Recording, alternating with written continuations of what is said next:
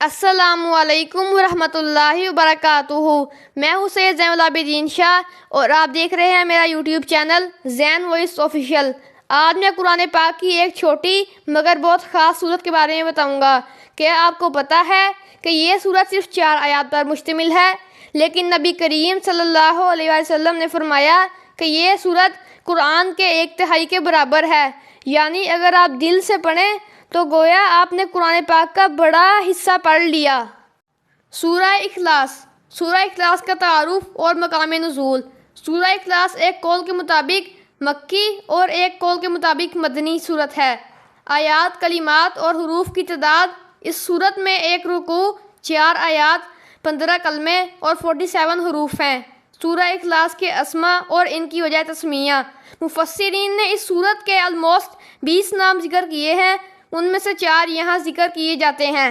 Number 1، اس سورت میں اللہ پاک کی خالص توحید کا بیان ہے، اس وجہ سے اسے سورہ اخلاص کہتے ہیں۔ نمبر 2، اس سورت میں یہ بتایا گیا ہے کہ اللہ پاک ہر نقص و عیب سے بری اور ہر شریک سے پاک ہے، اس مناسبت سے اسے سورہ تنزیہ بھی کہتے ہیں۔ نمبر 3، جس نے اس سورت سے تعلق رکھا وہ غیروں سے الگ ہو جاتا ہے، اس لیے اسے سورہ تجرید کہتے ہیں۔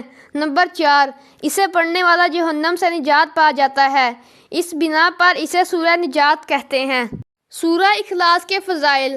احادیث میں اس سورت کی بہت فضیلتیں وارد ہوئی ہیں، ان میں سے 3 احادیث اور ایک وظیفہ یہاں پیش کرتا ہوں۔ پہلی حدیث پیش کرتا ہوں۔ حضرت ابو سعید خدری رضی اللہ تعالیٰ عنہ سے روایت ہے، بخاری شریف کی حدیث ہے، نبی اکرم صلی اللہ علیہ وآلہ وسلم نے ارشاد فرمایا، کیا تم میں سے کوئی اس سے عاجز ہے کہ وہ رات میں قرآن شریف کا 1/3 حصہ پڑھ لے؟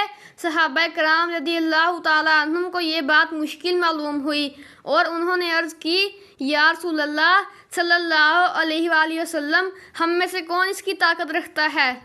آپ صلی اللہ علیہ وآلہ وسلم نے ارشاد فرمایا، سورہ اخلاص 1/3 قرآن کے برابر ہے، یعنی ایک بار سورہ اخلاص پڑھو گے تو 1/3 قرآن کا ثواب پا لو گے۔ سبحان اللہ۔ حدیث نمبر 2، حضرت عائشہ صدیقہ رضی اللہ تعالیٰ عنہا فرماتی ہیں، بخاری شریف کی حدیث ہے، حضور پرنور صلی اللہ علیہ وآلہ وسلم نے ایک شخص کو ایک لشکر میں روانہ کیا، وہ اپنے ساتھیوں کو نماز پڑھاتے تو سورہ فاتحہ کے ساتھ سورت ملانے کے بعد سورہ اخلاص پڑھتے تھے۔ جب لشکر واپس آیا تو لوگوں نے نبی کریم صلی اللہ علیہ وآلہ وسلم سے یہ بات ذکر کی تو پیارے آقا علیہ الصلاۃ والسلام نے ارشاد فرمایا، اس سے پوچھو کہ تم ایسا کیوں کرتے ہو؟ جب لوگوں نے اس سے پوچھا تو اس نے کہا، یہ سورہ رحمان کی صفت ہے، اس لیے میں اسے پڑھنا پسند کرتا ہوں۔ تاجدار رسالت نے ارشاد فرمایا کہ اسے بتا دو کہ اللہ پاک اس سے محبت فرماتا ہے۔ حدیث نمبر 3، حضرت انس رضی اللہ تعالیٰ عنہ سے روایت ہے، ترمذی شریف کی حدیث ہے، ایک شخص نے سید عالم صلی اللہ علیہ وآلہ وسلم سے عرض کی کہ مجھے اس صورت سے بہت محبت ہے، ارشاد فرمایا، اس کی محبت تجھے جنت میں لے جائے گی۔ مجرب وظیفہ۔ تفسیر ساوی میں لکھا ہے کہ جو شخص گھر میں داخل ہوتے وقت سلام کرے اور گھر خالی ہو تو حضور اقدس صلی اللہ علیہ وآلہ وسلم کو سلام کرے اور ایک بار قل هو اللہ پڑھ لیا کرے تو انشاءاللہ فقر و فاقہ سے محفوظ رہے گا، اور یہ بہت مجرب عمل ہے۔ سورہ اخلاص کا شان نزول۔ اس سورت کا شان نزول یہ ہے کہ کفار نے رسول اللہ صلی اللہ علیہ وآلہ وسلم سے اللہ رب العزت کے متعلق طرح طرح کے سوال کیے۔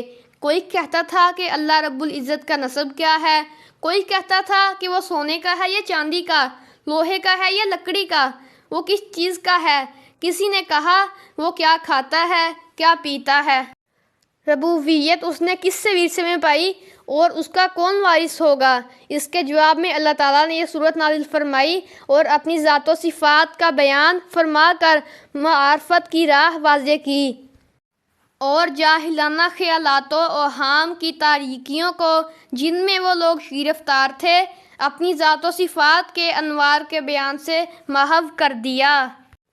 آئیے اب سورہ اخلاص کی تلاوت اور ترجمہ توجہ سے سنتے ہیں اور دل میں بساتے ہیں۔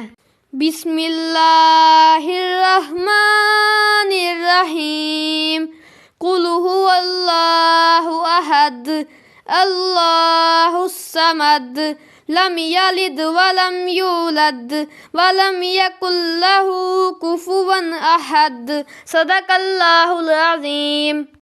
آئیے سورہ اخلاص کا ترجمہ سننے کی سعادت حاصل کرتے ہیں۔ بسم اللہ الرحمن الرحیم، اللہ کے نام سے شروع جو نہایت مہربان رحمت والا ہے۔ قل هو اللہ احد، تم فرماؤ وہ اللہ ایک ہے۔ اللہ الصمد، اللہ بے نیاز ہے۔ لم یلد ولم یولد، نہ اس نے کسی کو جنم دیا اور نہ وہ کسی سے پیدا ہوا۔ ولم یکن لہ کفوا احد، اور کوئی اس کے برابر کا نہیں۔ صدق اللہ العظیم۔ ماشاء اللہ، آج ہم نے سورہ اخلاص کی تلاوت سنی، سمجھی اور سیکھنے کی کوشش کی۔ آپ اور میں اس کو روزانہ صبح شام سوتے وقت پڑھیں گے اور اس کا انعام جنت میں پائیں گے انشاءاللہ۔ میرے چینل کو لائک، سبسکرائب اور شیئر کریں، بیل آئیکن کو ضرور دبائیں اور اس پیغام کو دوسروں تک بھی پہنچائیں تاکہ سب کو فائدہ ہو۔ اللہ پاک ہم سب کو قرآن پاک سے محبت عطا فرمائے، آمین۔ والسلام علیکم ورحمۃ اللہ وبرکاتہ۔